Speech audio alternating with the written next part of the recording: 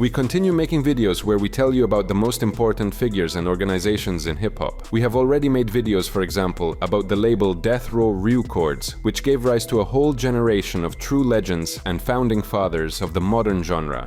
Of course, we cannot overlook Wu-Tang Clan, which is practically the Bible of hip-hop for all artists. You've probably heard about the mythology surrounding Wu-Tang.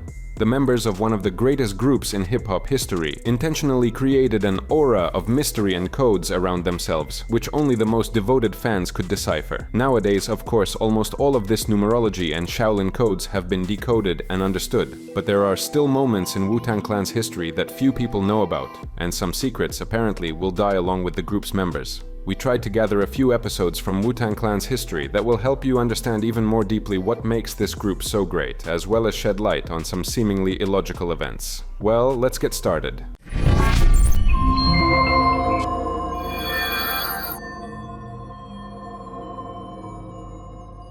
Mysterious stories related to Wu-Tang Clan still happen today. The biggest news in recent years was the US government's sale of the only existing copy of the group's album called Once Upon a Time in Shaolin. Previously, this release, recorded, as we repeat, in a single copy, was confiscated by the US Department of Justice from businessman Martin Shkreli, who was the sole owner of the record. In 2021, it became known that the project was purchased as an NFT by the organization Pleaser DAO. The physical copy of the album is now stored somewhere in New York. In 2015, Shkreli paid $2 million for this album. Lawyer Peter Schoolidge, representing the buyer's side, called it the most interesting deal he had ever dealt with. According to him, Wu-Tang Clan's Once Upon a Time in Shaolin probably became the most expensive album in history, purchased as a single copy. Before that, the record was $300,000, paid for a rare Elvis Presley single on an acetate disc. Hoping to hear this album anytime soon is pointless. It is under an 88-year copyright restriction. During this time, all rights will remain with the artists. The record cannot be publicly played or distributed, and after this period, they will transfer to the buyer. However, there are leaked versions like this one.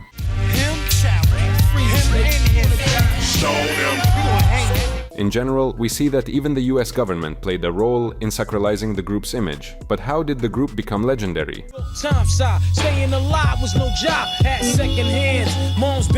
Wu-Tang Clan didn't just have their own style, they created a whole separate world. Before them, representatives and fans of hip-hop culture, already having experienced NWI, rapped about their neighborhoods, idolized guns, and were obsessed with the rivalry between Bloods and Crips. Wu-Tang Clan, however, introduced the American audience to the aesthetics of Eastern martial arts, Shaolin, and Bruce Lee films.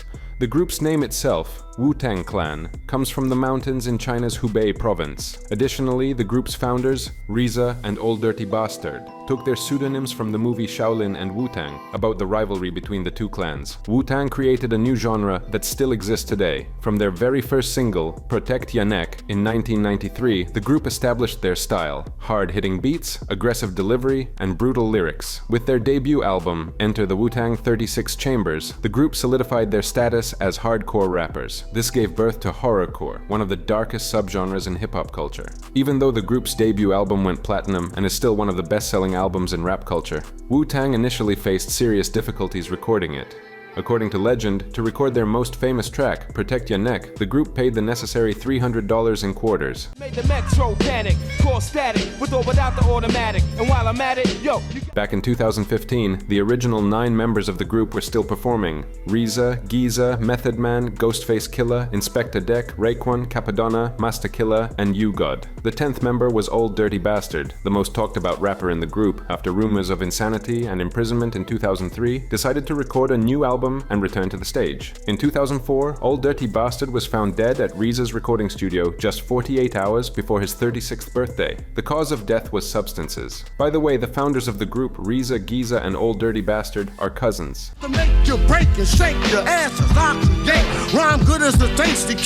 Here, for example, is Reza's story about one of the incidents involving Old Dirty Bastard. Apart from the storming of the stage and the Wu-Tangs for the Children, what's the craziest ODB story you could remember? Man, I don't think we have time for that. It's one that stands out. Well, when he tied the rag, he had a sexually transmitted situation, and he still wanted to do it with more girls, and he ran out of protection, and he just tied a rag around it. Really? Yeah. A regular cloth rag around his thing and continue to do his thing. Dirty as hell. RZA, the unofficial leader of the group, had a clear plan for promoting Wu-Tang. All members of the group signed contracts for their solo projects with different labels so that the clan's influence would spread across America. This plan worked perfectly, and by the mid-90s, Wu-Tang members had access to the 5 biggest major labels in America at that time. But even that wasn't enough, so each Wu-Tang rapper came up with additional tricks for promotion. Here are 2 vivid examples of how things worked back then. On the Raw track I'll Be There For You, You're All I Need to Get By, Method Man rapped over a hard-hitting beat using select New York street slang to describe what love really is. Such confessions were not often heard from street guys, so it's no surprise that Def Jam wanted to make this track the second single from Method Man's album. Shorty, I'm there for you anytime you need me. For real, girl, it's me in your world. There was just one nuance. The rapper himself really didn't like the idea. Only after he was directly asked by the label's management, "What do you want in return for letting us do this?" did he answer, "A new Lexus." Thanks to this new car and this deal, the world got one of the greatest hip-hop love songs of all time. The track urgently got a chorus from Mary J, Puff Daddy worked on the beat, and in the end, it won a Grammy. Raekwon, however, had his own vision, shaped by his childhood on the streets and a criminal mindset. Knowing this background, it's easy to understand why he decided to make color branding a key feature of his solo work. Poisonous paragraph, smash your phonograph in half and be the Inspectah Deck on the warpath. If today, most rappers just pretend to be street guys, in the early 90s, everything was real. One of the most criminal members of the clan was always Ghostface Killah. No games. He was even photographed for a long time, only wearing a hockey mask. And while many took it as a style element, the reason was actually quite simple. Music wasn't yet bringing in enough money, and revealing faces in dark affairs could lead to criminal charges. Wu-Tang Clan members always had real street support because they were truly connected to street crime. By the way, the clan's street backing was also felt by 50 Cent, who fantasized about robbing Ghostface Killah, Raekwon and RZA in his track How to Rob. Ghostface Killah not only responded with a skit on the album Supreme Clientele, but also, according to legend, actually robbed 50 Cent himself.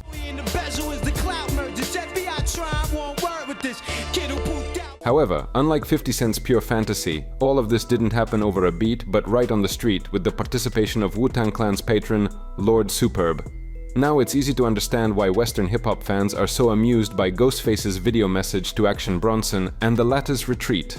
The modern New York rapper-comedian knows perfectly well that if he responds with a track, it could lead to a very unpleasant street conflict. In an interview with Spin magazine, rapper Tony Yayo claimed that the album Supreme Clientele wasn't written by Ghostface but by Lord Superb, a member of the American Cream Team group. Ghostface responded to Yayo saying that Lord Superb was in the studio when the album was created, but he didn't write the lyrics entirely, he just changed a few lines. By the way, here's what 50 Cent later said about Ghostface Killah. A couple Queens raps, couple new Queens rappers. Action Bronson! Yeah. What'd you take on him? You like him? Don't like him? What you like? Well, like his music? I do. It reminds me of Ghostface, like the tones on the record. They might not even know why we get excited about Ghostface. Do you like that action sounds like that? You don't like it? What you know? I don't know. I want to find out how Ghostface feels about it. You're crazy. Because if you don't like it, I don't like it. He seems pretty smooth though. You need to. Like, I like his music though. I like it does. Like when I say it reminds me of it, his tones, like the way his voice. But that's not all about 50 Cent and Wu-Tang Clan. The beef between Giza and 50 Cent started after Genius made unflattering remarks about Soulja Boy and 50 Cent during a performance, adding the following. But I did say that 50 didn't have any lyrics. I mean, I did say that. It's obvious, but don't twist it around, you know. I said he don't got lyrics. You know, I said when it comes to talent, I didn't think he was all that lyrical. Like, what's the big deal? 50 Cent responded, "I recently saw a clip with Giza, short for the Genius. He's genius, though I'm sure everyone has forgotten who he even is. This guy got on stage, looks like he had a drink beforehand, and he started talking about Soulja Boy, who is 16 years old. Soulja Boy is in demand. He has a hit, and he produced it. Genius should shut up, just shut up. The kid is 16, and you were born in 1966. He was born in 66. Listen, I have a vintage Chevy Impala. It's your age." 50 Cent also touched on Wu-Tang's internal conflicts and called the group's members junkies. In the end, Giza recorded a diss on 50 Cent, which was included in the album Pro Tools, but 50 Cent didn't respond. That's where the beef ended. Smash whatever you throw, 1,000 is what I'm batting. Got a few hooks with no jabs. The ideological mastermind of the clan, RZA, is so deep deeply focused on sound that you could trace the history of electronic music equipment through the instruments that have passed through his studio. At one point, a funny legend was circulating online that Reza got his first sampler in a not-so-legal way. The future producer kept telling Old Dirty Bastard that he needed the right musical instrument to break through, so one day, Old Dirty Bastard simply smashed a store window and stole a sampler. Although Reza himself doesn't talk about this incident, he confirms that he and Old Dirty Bastard recorded many tracks together, having only one sampler in their arsenal. People, if you ready to ride, then let's go. The older the wine, the more vintage each scent. From the story above, it's clear that Old Dirty Bastard had far more frequent run-ins with the law. His cousin had to bail him out of jail more than once. Here's one such story from Reza. You said ODB asked me to break him out of jail. Tell me that story. Yeah, he did. And and I considered it. What was that call like? Man, it was just like, yo, you got to get me out of here, God. Like, you got to use your power to get me out of here. What's your best idea? He's like, I know you can do. He said, I know you could do it. Tunnel? Man, I was like, I didn't know what to do. That was a tough one. At one point, I considered myself a cop, right? Really? No, because I stand for justice. Some of these cops still, they're not keeping up. You mean in the abstract, philosophical sense? In the philosophical, serving, protecting, and dealing with justice, I'm standing for justice. But when my family was caught up in that moment, he wanted me to do something. I didn't know what to do, but I definitely thought I did have a meeting. Okay, I did have a meeting with. I won't say no names, but I had a meeting. People who get that kind of thing done. I had a meeting, yeah. Okay, and then I was like, I had a meeting. Okay. We'll leave it at that for now. We'll leave it at that. Reza has always been meticulous and thorough when crafting samples. For example, Inspectah Deck recalled that before choosing the snare drum sample for Protect Ya Neck, Wu-Tang Clan's chief producer explained in detail how the sample should sound. Well, modern sound producers could certainly learn a thing or two from this hip-hop legend.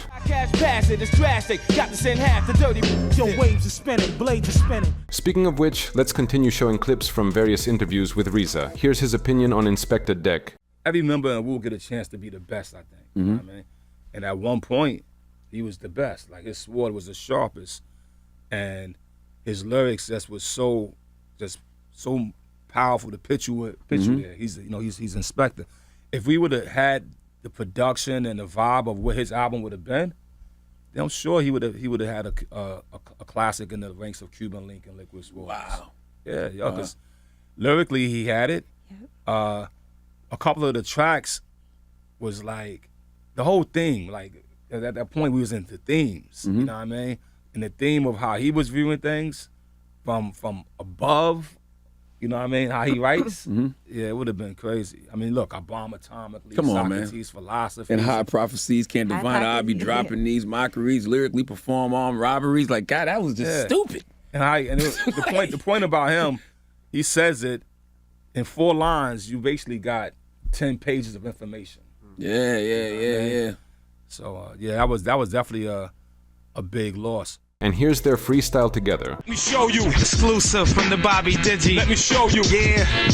Ciao. Old Dirty Bastard was the most reckless member of the group, and his antics have become legendary. A man who got into shootouts with police, didn't acknowledge any social norms or rules, and famously said the phrase, "Wu-Tang is for the children," is forever in hip-hop history. At the Grammy Awards, when his group lost the nomination for Best Song, he did something that Kanye West would repeat almost 20 years later. But reaching Old Dirty Bastard's level of charisma is impossible. You know what I mean? Because I figured that Wu-Tang was going to win.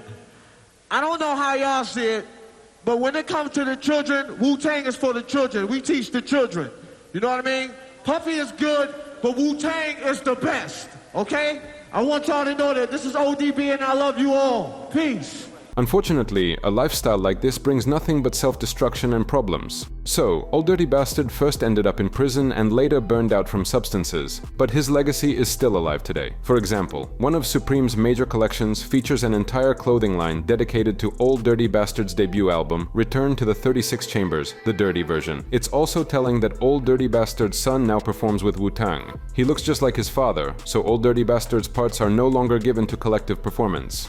Yeah, baby, I like it raw. Oh, baby, I like it raw. The funniest and most laid-back member of the group actually hid for a long time that excessive attention was seriously harming his career. Method Man said that he wasn't interested in TV appearances, countless interviews, or even parties. At the peak of his popularity, he would just lock himself in his room, meditate, and work on lyrics. It got to the point where he couldn't even go to restaurants without being recognized. American rappers have certain rituals. After parties are a way to reap the rewards of fame and hype. These are the places where artists find one-night stands, make important connections, and bask in the limelight. But even this tasty piece of the pie was disgusting to Method Man. He simply couldn't stand the constant attention, even though that was exactly what he had initially wanted. Be careful what you wish for, because it might come true. Here's what he said. When we were touring with Redman, he always went to after parties, and I hated them. If you ever saw me at an after party back then, you should know, I got paid to be there. If I was at this guy's after party, he paid me out of his own pocket. And here's the opinion of a modern hip-hop legend. When you're young, your metabolism's so fast,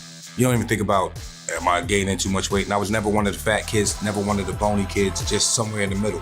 My journey started for me later on in life when I just got real dissatisfied with everything about myself. And one of the major parts of it was I didn't feel healthy. So I wanted to do something that would not only improve my health, but improve my longevity as far as career and life. Yeah. How old were you when that stroke happened? 40. I made a New Year's resolution. I was gonna get my GED because my kids were about to graduate high school. I'm like, they're not getting their high school diploma before I do. Take care of my taxes and get fit. And all of them worked out. All of them worked out. God bless. I'm not locked up for taxes. It is impossible not to highlight the conflicts in which members of Wu-Tang participated. While Tupac Shakur and the Notorious B.I.G. were feuding with each other, one of the most notorious disputes of the Notorious B.I.G. occurred between him and a member of the Wu-Tang Clan. In 1995, Raekwon and his colleague Ghostface Killah criticized the Notorious B.I.G. on the album Only Built for Cuban Links in a skit called Shark for the similarity between the album covers. The debut release of the Notorious B.I.G., Ready to Die, and the album by Nas, Illmatic. Now looking back, Raekwon said that he never considered this a serious beef, and that if the Notorious B.I.G. had not passed away, they might have released a joint album with him. They be coming with your words and shit. They hear you say one word, then here they come with the word, trying to... The Rock. The Bells Festival became the place where Wu-Tang Clan settled scores with Joe Budden. The conflict arose after Joe Budden insulted Method Man, disagreeing with his place in Vibe magazine's Best Rapper Ever list. Subsequently, Method Man and Raekwon made negative comments toward Joe Budden, and Inspectah Deck recorded a diss track against him. Finally, the instigator apologized after a face-to-face conversation with Method Man during one of the past Rock the Bells festivals. Ain't nobody checking for you, they checking for your girls behind while your homie in the bed. In Los Angeles, during a Rock the Bells concert series, a verbal altercation between Raekwon and Joe Budden escalated into a fight. Members of Raekwon's entourage attacked the Slaughterhouse member. The reports on the aftermath of the scuffle vary. At first, it was reported that Joe Budden's face suffered in the unequal fight, but he quickly posted a video online, commenting, "Not a scratch on me." My eyes swollen. Yeah, my eyes swollen. Stupid me, I weave this shit and get fucking hit in the shoulder. Now my shoulder's fucking done off. Good thing it's my right shoulder. Shit. It'll get black later? No, it won't. I don't think it'll get black later.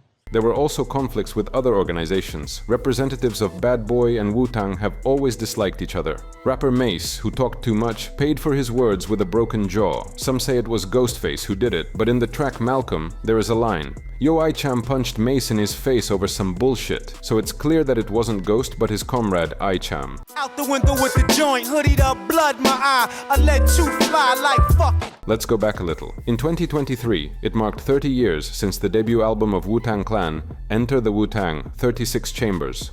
Over the years, it has had a huge influence on the development of hip-hop and literally raised several generations of listeners and artists, both in the US and worldwide. Before the world knew Reza and Giza, these two artists called themselves Prince Rakeem and Genius. Back in 1991, the two cousins even managed to release two solo projects, I Love You Rakeem and Words from the Genius. Around the same time, they, along with Ol' Dirty Bastard, another cousin of theirs, eventually founded the group force of the Imperial Master. All three had been big fans of kung fu movies since childhood, and the philosophy and aesthetics of these films played a key role in shaping the concept and principles of the future clan. The only problem was the commercial failure of their releases under the Tommy Boy label, which ultimately dropped its support for Reza and Giza's music in favor of the rising group House of Pain. But instead of fading into obscurity, Reza developed a brilliant step-by-step plan in his mind to build his own dynasty. For him, it was the most important chess match of his life, with the highest stakes. Joining forces with his cousins and gathering 6 more friends around him, he laid the foundation of Wu-Tang Clan, where each member had a unique role. There was only one condition: they had to completely trust Reza, who promised to lead them to success within 5 years. As a result, in 1993, he managed to sign a contract with Loud Records for $60,000. Its main feature was a unique financial scheme.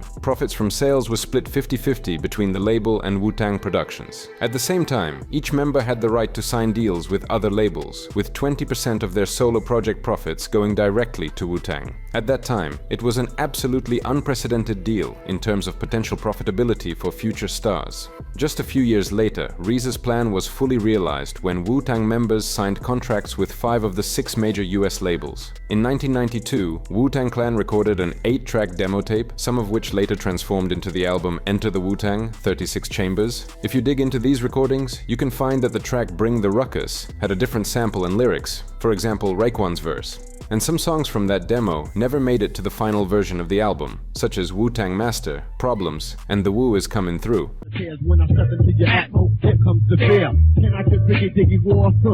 A special mention goes to the track It's All About Me, which references the classic De La Soul track Me, Myself and I. Ultimately, it was these 8 demos that helped the clan secure their historic contract with Loud Records.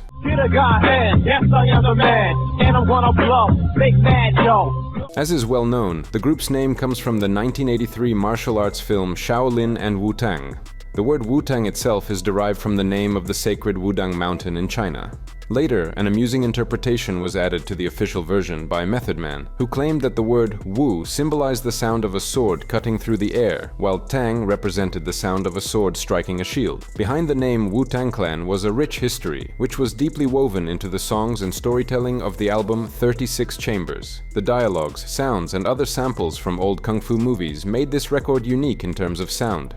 I come from the Shaolin slum, and the alley I'm from is coming through with enough guns. All of this happened at a time when hip-hop was mainly focused on African-American culture and its heritage.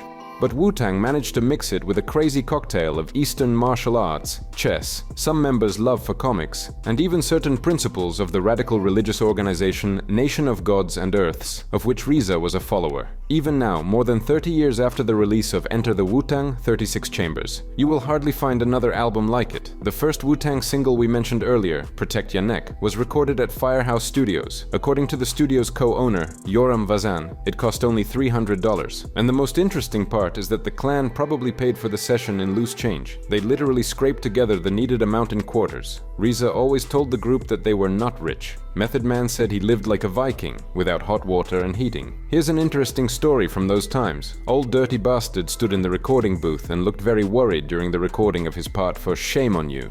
Seeing this, the sound engineer thought that he was just not used to the studio microphone, which was different from the usual one. Trying to ease the tension, he said to Old Dirty Bastard, quote, "Hey, if you're more comfortable holding something in your hand, I can give you something to hold," referring to the microphone, so the rapper would feel more comfortable, as if he were on stage, to which Old Dirty Bastard started laughing. He thought that to calm him down, the engineer had offered him to hold his genitals.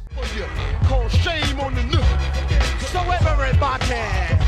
When the recording of the Enter the Wu-Tang album first began, literally the entire group was present at every session. According to eyewitnesses, it sometimes seemed like the entire neighborhood was in the studio at once. It caused so much inconvenience that one day Reza and Ethan Riemann, the sound engineer at Firehouse Studio, were even forced to kick everyone out of the booth because they couldn't reach the equipment. If you look at the description of the original vinyl single Protect Ya Neck, you can find that the group used the address of a residential building as the location of the Wu-Tang Records headquarters. You can now find it on Google Maps at 234 Morningstar Road, a small building next to a law office. It was presumably sold in 2002 for less than $250,000. The cover of the legendary album holds many secrets and has long been the subject of debate among fans. The fact is that it shows only 6 members of the Wu-Tang Clan whose faces are hidden behind masks. Rumor has it that Method Man, U-God and Masta Killa couldn't attend the photo shoot for various reasons. One day, Rakim came to the studio and said, quote, "I can't play at all, but we need some guitar samples." Previously, they had to carry records with the desired samples in milk crates. But one day, Reza brought an Ensoniq synthesizer to the studio, which also worked as a sequencer. With its help, he recorded Old Dirty Bastard's vocals, but the result was quite raw and of poor quality.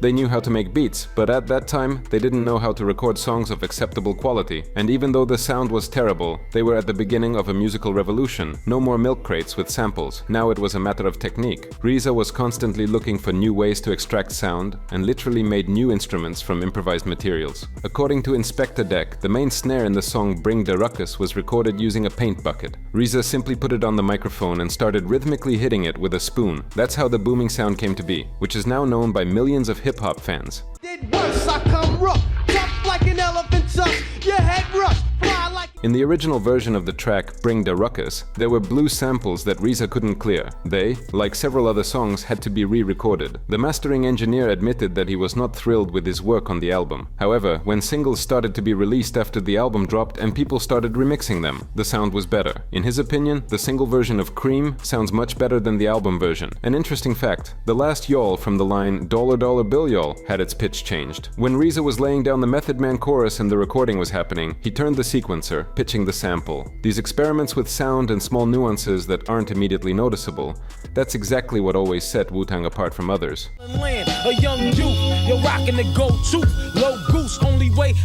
RZA wanted to use dozens, if not hundreds, of movie samples for the album, and it eventually became a real hell for the sound engineers.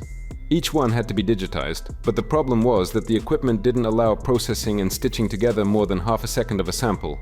As a result, cutting, processing, and gluing the desired pieces into the tracks took more effort than recording the entire album. According to Raekwon, about 10 to 15 skits and kung fu samples didn't make it into the final version of 36 Chambers. However, the effort was worth it because it helped make the album truly unique. And that's exactly what RZA aimed for. He wanted to turn the record into a real statement.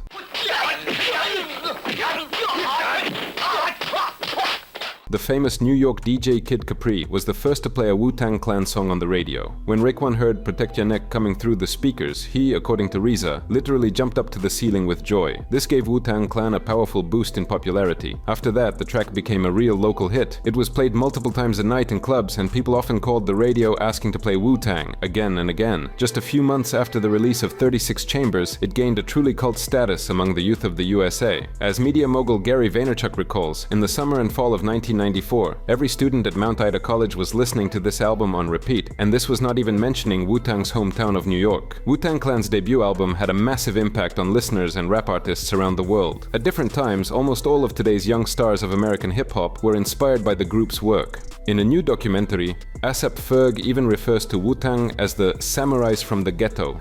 Old Dirty Bastard's phrase, "Wu-Tang is for the children," may have been said in 1998, but it almost immediately became the main creed of Wu-Tang. Their goal was to plant the seeds for the next generations of artists and listeners so that they could reap the fruits and plant new seeds. This is the essence of the mantra, Wu-Tang forever.